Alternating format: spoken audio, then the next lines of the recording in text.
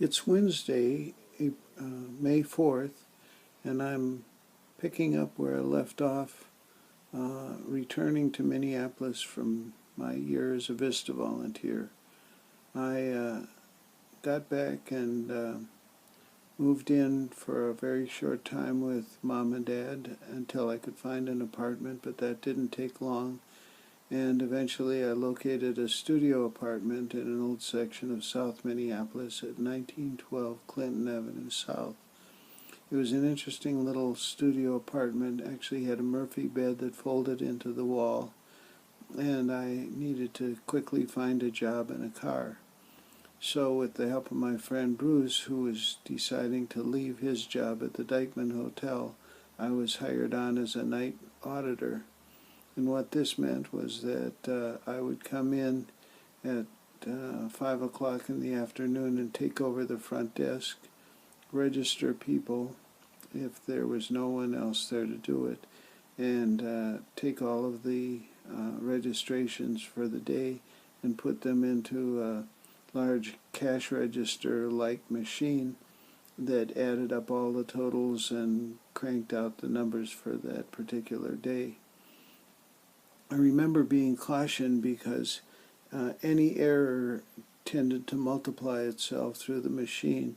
So a 2-cent error on a Monday night would turn into 4 cents on Tuesday and 8 cents on Wednesday and 16 cents on Thursday and so forth till it got very badly out of hand. I also enjoyed the fact that because I worked there overnight, I could catch a little shut-eye, and I was able to eat in the hotel restaurant at no charge to me. So it was a pretty good job, an interesting job. It was also interesting because this was a hotel that the professional wrestlers stayed at when they came into town from other places. And occasionally I would be asked by one of the wrestlers if I could find him a lady companion for the night. I had to explain that I was not in that end of the business. Anyway, after a short time, I noticed an ad for a community organizer at Pillsbury Waite Neighborhood Services, and I applied, and I was hired to be their housing specialist. And this turned out to be a great opportunity for me. The executive director at the time was a gentleman from New York named Camilo DeSantis. He was fondly called D by people who worked there and people on the board and others who knew him. And there were also a number of other staff people that I got to know well. Kathy Peterson became a close friend. Lucy Cobb became another close friend.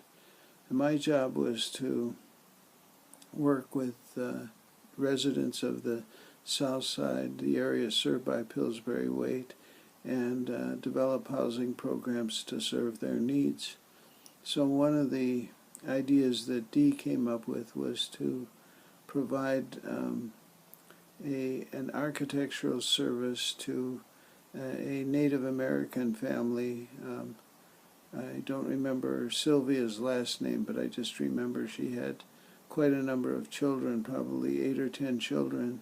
She lived in a house that she had bought with some funds from the Housing Authority, I think, and she was nearly blind, so it was very difficult for her to keep up with the upkeep on the house.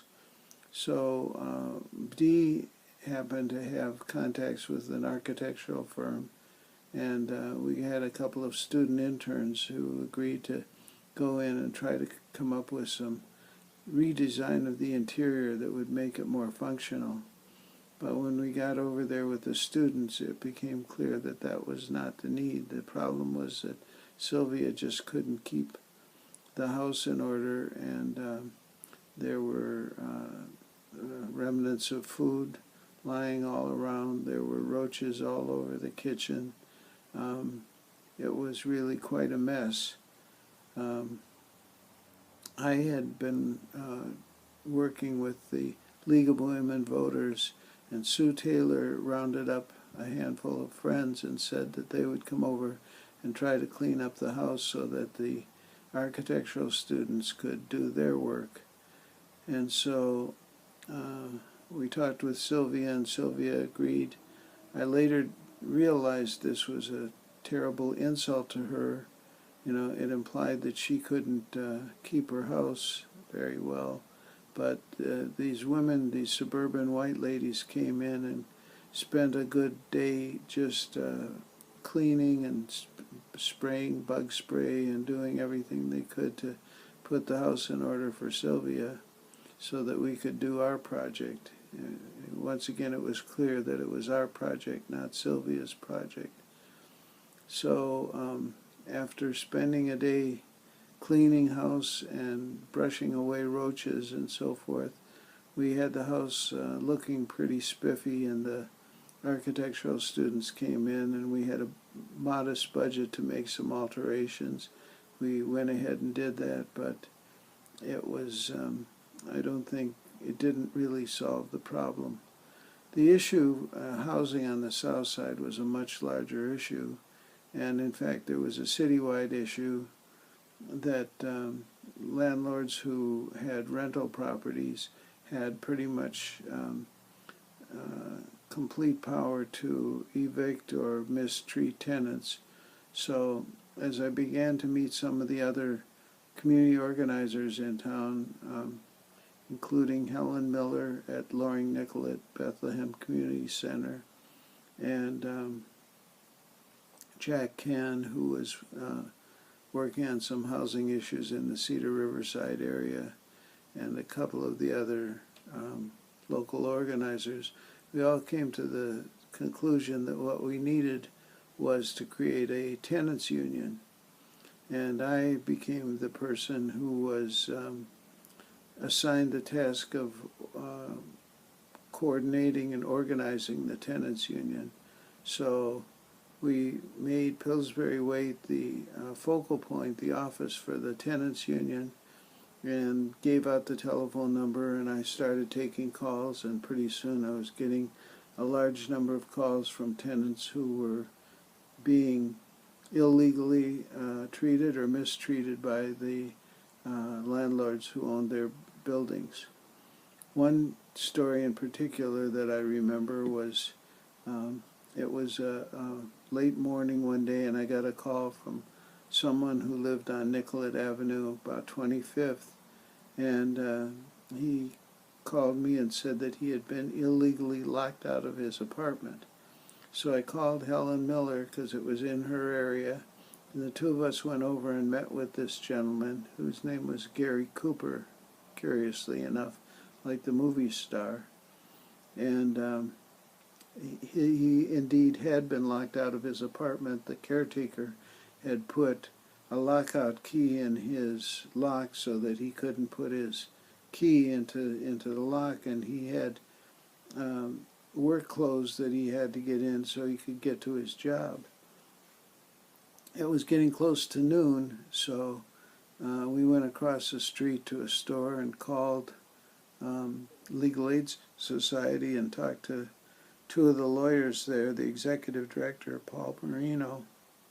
Paul was a little guy from the Bronx who talked with a very discernible Bronx accent, and his second in command was a guy named Bernie Becker, who's a big Jewish fellow from the Lower East Side of New York, who talked with a very Manhattan-esque accent. And they were both brilliant attorneys, so they were going to go out to lunch, and I said to Helen, we've got to get down and see these guys and figure out what we can do so to help this Gary Cooper out. So we jumped in my car and quickly drove downtown to the Legal Aid Society office and caught the two of them on the sidewalk getting ready to head out to lunch. And when we laid out the problem for Paul and Bernie, Paul launched into a an explanation in very legalistic terms about what can be done and what can't be done under national law and Minnesota law and Minneapolis ordinance and so forth. And he just wasn't being much help. And Bernie Becker looked at Paul and he said, Paul, he said, just a minute, he said, we got to help this guy out. And he looked at me and he said, I'll tell you what you do. You go back there and you kick the fucking door down.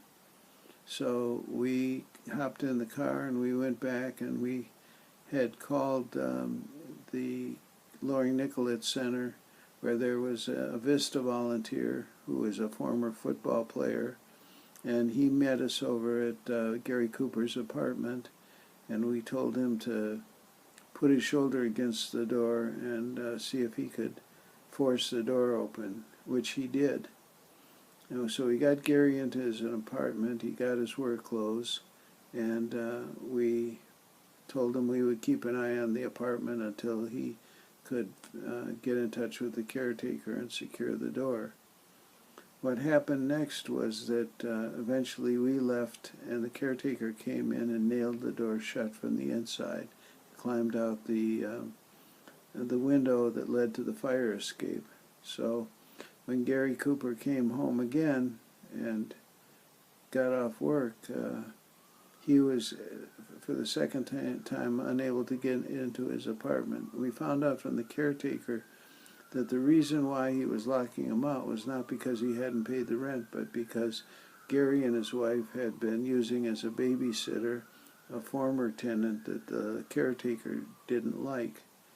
And of course, the caretaker had no right to lock Gary Cooper out of his apartment. So we put our shoulders to the door once more and pushed the center of the door open. The whole door kind of splintered because it had been nailed shut from the inside, and you couldn't just break the lock. And shortly after that, the caretaker heard the noise and came upstairs and started yelling at us. And he had apparently called the owner of the building, and she came over, and it almost looked like there was going to be a fight ensuing, but by this time the police showed up. They must have been called by some of the other tenants in the building, and they were trying to make sure that nobody got in a fist fight with each other. And we explained to the police officers that we'd consulted with attorneys, and we had a right to this, Gary Cooper had a right to his apartment and to the contents thereof. And eventually the police said, okay, well, you go over here telling us to get off to one side, and the landlord and the caretaker to get off to the other side. And he said, just don't hurt one another and settle us in court. So turned out that we eventually did. We agreed that Gary could have access to his apartment, and we wrote this up in the tenant union newsletter. Paul Marino wrote it up in a law journal and made a point of citing the 1954 Warner Brothers movie High Noon, and said it would be grossly unfair for Gary Cooper to be forced out of his apartment when he was trying to make the whole building safe for other employees.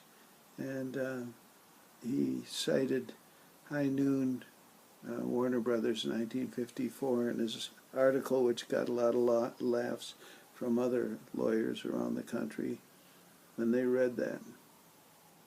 So that was a kind of launch, I think, for the tenants union in Minneapolis.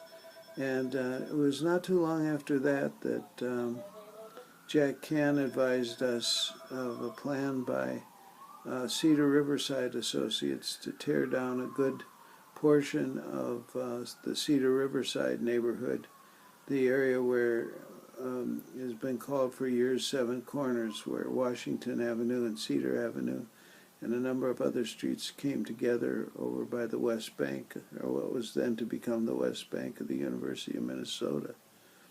This plan was developed by Keith Heller and Gloria Siegel, two university professors who were working with developers to demolish many of the older houses in the area and really kind of demolish the entire neighborhood and build these massive concrete apartment buildings. So we thought this was a terrible idea, and we were struggling trying to figure out how to stop it. We found out that a friend of Jack's, a guy named Charlie Warner, was working for the U.S. Department of Housing and Urban Development in St. Paul, and we were able to get some guidance from Charlie, who told us to use the workable program for community development, which the city, it was a document the city had to submit to HUD every year, outlining how it intended to use HUD funding for that year. And the city and HUD apparently had agreed to guarantee the financing for this big Newtown in-town project called Cedar Riverside. So with the help of legal aid again, we put together a complaint alleging that the city was violating its own rules and HUD rules by not doing certain things that they were required to do for this project, and this was submitted to HUD, and HUD agreed with us and withdrew its funding guarantees. I believe I still have a copy of the document that legal aid put together that actually stopped the project dead in its tracks, and as a result we saved the Cedar Riverside neighborhood from a terrible fate. And if you go today into the Cedar Riverside area to what was called then Cedar Square West, you can see that these huge concrete buildings with red, white, and blue panels on the outside have now become basically a Somali village. And that while they provide better housing for the Somalis who live there, they certainly would have been detrimental and destructive to the community, that the historic community that surrounds these buildings. So we had some real successes when I was working at Pillsbury.